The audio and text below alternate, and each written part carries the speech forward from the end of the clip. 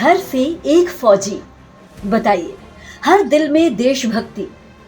किरीत गांव में शायद ही कोई ऐसा घर हो जहां से कोई सेना में न गया हो।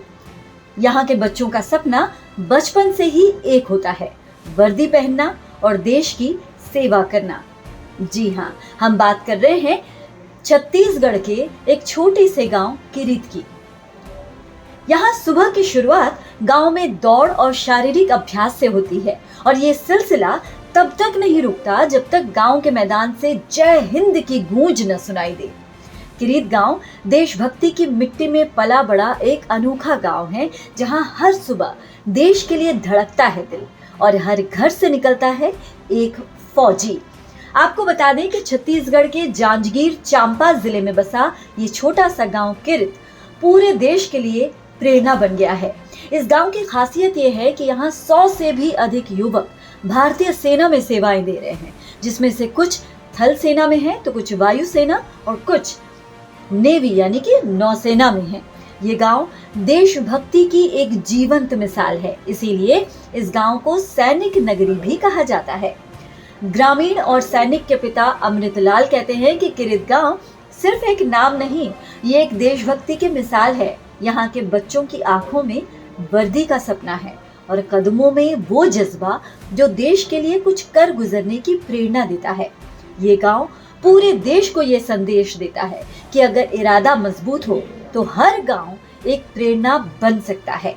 सैनिक के पिता कहते हैं कि सुबह 3 बजे उठकर ट्रेनिंग होती है। 1994 दिसंबर में आर्मी में भर्ती हुआ था।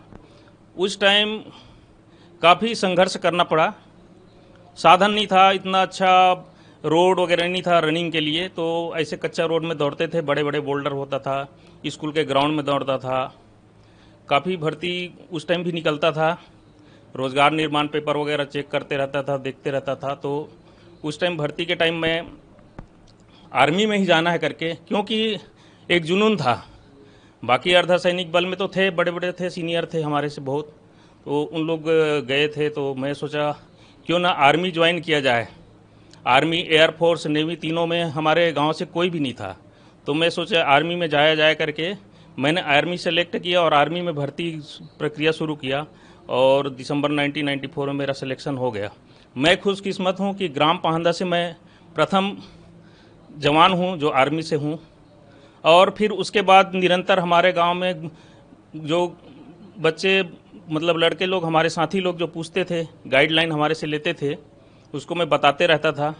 कोई भी भर्ती चल रहा है, आर्मी का हो चाहे CISF का हो, SF का हो, कोई भी हो, निकले उसमें भरते रहो, ट्राई करते रहो, सिलेक्शन आपका होता रहेगा। तो ऐसे करके सबका होता गया, 2-2, 4-4 आदमी हर साल होते गया। आज हमारा ग्राम सैनिक ग्राम के नाम से जाना जाता है। आसपास में दुर्ग जिला में हमारे गांव में फोर्स में प्रथम है, बहुत ज़्यादा संख्या में हमारे गांव में है। मैं अभी अग्निवीर की तैयारी कर रहा हूं, लगभग 1 साल हो गया और मुझे प्रेरणा मेरे मामा जी से मिलता है, जो अभी उनको लगभग 12-13 साल हो गए, लगभग 17 साल हो गए आर्मी में, और वो मोटिवेट भी करते हैं मुझे आर्मी में जाने के लिए। घर में कितना गर्व होता है, आप कितने गर्वान्वित होते हैं मामा के फौज में रहने से? बहुत अच्छा लगता है। आप क्या सोचते हैं फौज को लेकर? मैं भी जाना चाहता हूँ और देश की रक्षा करना चाहता हूँ। ये गांव सिर्फ सपने नहीं देखता, उन्हें साकार भी करता है। सुबह 3 बजे से ही गांव के 40 से 50 बच्चे मैदान में उतर जाते हैं, जहां उन्हें प्रशिक्षण देने का जिम्मा संभालते हैं गांव के ही रिटायर्ड सैनिक। अनुशासन, मेहनत और समर्पण के साथ दी जाने वाली ये ट्रेनिंग इन युवाओं को फिजिकल टेस्ट से लेकर मानसिक रूप से भी सेना के लिए तैयार करती है। रिटायर्ड सैनिक राजन कुमार कहते हैं कि पुरानी परंपरा, नई प्रेरणा। गांव के बुजुर्ग बताते हैं कि ये प्रेरणा नई नहीं है। दशकों पहले जब कोई फौजी गांव लौटता था तो पूरा का पूरा गांव उन्हें फूलों से स्वागत किया करता था। उनके वीरता की कहानियां बच्चों को सुनाई जाती थी और वही कहानियां आज बच्चों के मन में देश सेवा की लौ जलाए हुए है। Bureau input, PTC news.